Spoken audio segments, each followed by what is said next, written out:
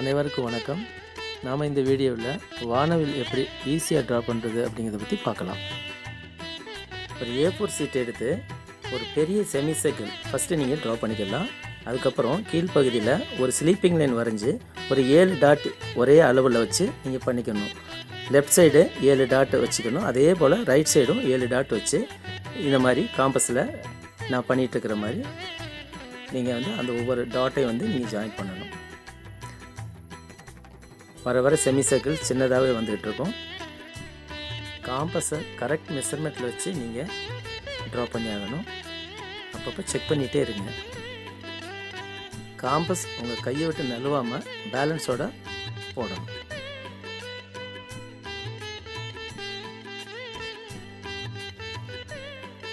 இப்போ last line காம்பஸில் நம்ம semi circle போடுறோம். இப்போ எல்லா செமி சர்க்கிளும் போட்டு முடிச்சாச்சு. அடுத்து நம்ம பண்ண வேண்டியது ஒரு எரேசர் எடுத்து க்ளவுடு ட்ரா பண்ணுறதுக்காக லெஃப்ட்லையும் ரைட்லையும் கொஞ்சம் அழிச்சு விட்டுக்கணும். இந்த படத்தில் காட்டியிருக்கிற மாதிரி நீங்கள் அழிச்சு விட்டுக்கணும். இப்போ கோட் லைன் ஜாயின் பண்ணி நம்ம ஒரு க்ளவுடு ட்ரா பண்ணுறோம்.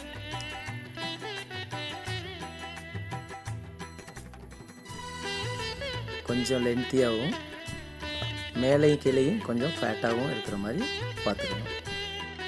கேர்வ் லைன் போடும்போது அந்த ஃபிங்கர்ஸ் நல்லா டைட்டாக பென்சிலை பிடிச்சிக்கிட்டு பேலன்ஸோடு நம்ம போடணும். Balance and breath control. இப்போ அடுத்து பண்ண வேண்டியது காம்பஸில் பிளாக் ஸ்கெட்ச் அட்டாச் பண்ணி நம்ம போட்ட செமி சர்க்கிள்ஸ் எல்லாத்தையுமே அது மேலேயே ட்ரேஸ் பண்ணுற மாதிரியே நம்ம பேலன்ஸோட கம்ப்ளீட்டாக போட்டு முடிச்சிடணும். இதில் 8 செமி சர்க்கிள்ஸ் வரும், 7 பார்ட் வரும். ஏன்னா 7 கலர் போடணும் இல்லைங்களா, அதனால் 7 கலர்ஸ்க்காக 7 பார்ட் வரும். இப்போ எல்லாத்தையுமே அவுட்லைன் கரெக்டாக ட்ரேஸ் பண்ணி காம்பஸை ஸ்லிப் ஆகாமல் பார்த்துக்கணும். அதே நேரத்தில் க்ளவுட்ஸில் ஓவர்லேப் ஆகக்கூடாது.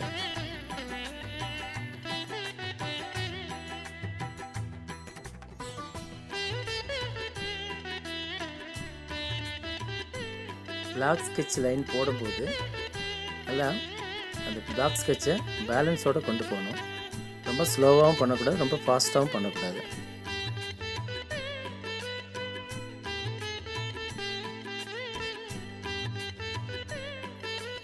ஒரு பேப்பரை ஸ்கேல் மாதிரி ஃபோல்டு பண்ணி வச்சுட்டு ஒவ்வொரு மார்க்கும் நம்ம இதில் பண்ணிக்கலாம். ஏன்னா கலர்ஸ் அடுத்து பண்ணணும். எந்த பார்ட்டில் என்ன கலர் வரணும் அப்படிங்கிறது ரொம்ப முக்கியம். அதனால் ஒவ்வொரு பார்ட்டுக்கும் ஒவ்வொரு லெட்டர் நான் இதில் எழுதுகிறேன். விப்ஜிஆர் இது உங்களுக்கு தெரிஞ்சது தான். சில பேருக்கு தெரிஞ்சிருக்கலாம், சில பேருக்கு தெரியாமல் இருக்கலாம். தெரியாதவங்க இதை பற்றி தெரிஞ்சுக்கலாம்.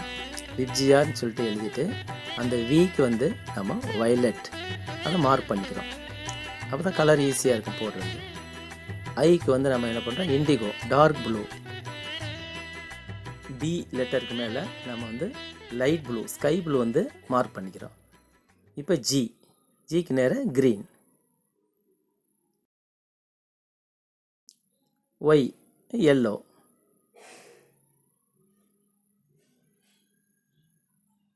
இப்போ OR 2 இருக்குது. இப்போ ஓவுக்கு நேராக ஆரஞ்சு கலரை நம்ம மார்க் பண்ணுறோம். இப்போ லாஸ்ட் கலர் ரெட் கலர். இப்படி பண்ணுறதால உங்களுக்கு கலர் பண்ணுறதுக்கு ரொம்ப ஈஸியாக இருக்கும். இப்போது ஒவ்வொரு பார்ட்லேயும் என்ன கலர் இருக்குது அப்படிங்கிறத பார்த்து நம்ம கலர் பண்ணிக்கலாம். இப்போ நம்ம ரெட் கலர் கம்ப்ளீட் பண்ண போகிறோம். அடுத்தது ஆரஞ்சு.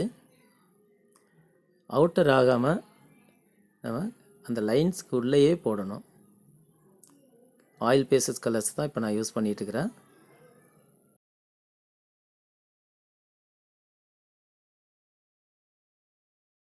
ஆயில் பேஸ்டல் கலர் வாங்கும்போது எக்ஸ்பைரி டேட் பார்த்து நம்ம வாங்கணும். ரொம்ப ஓல்டு பேக்காக இருந்ததுன்னா கண்டிப்பாக ஸ்மூத்னஸ் கிடைக்காது. வெறும் பவுடராக வந்துட்டுருக்கும். பவுடர் அதிகமாக அந்த மாதிரி வரக்கூடாது. அப்படி ஒரு வேளை வந்ததுன்னா நீங்கள் லைட்டாக ஊதி விட்டிங்கன்னா போயிடும். வேறு எதுலையும் கையில் வச்சு தேய்க்கக்கூடாது, எல்லா பக்கம் பட்டுரும். லைட்டாக ஊதி விட்டிங்கன்னா கொஞ்சம் காற்று பட்டோன்னே வெளியில் ஓடிடும்.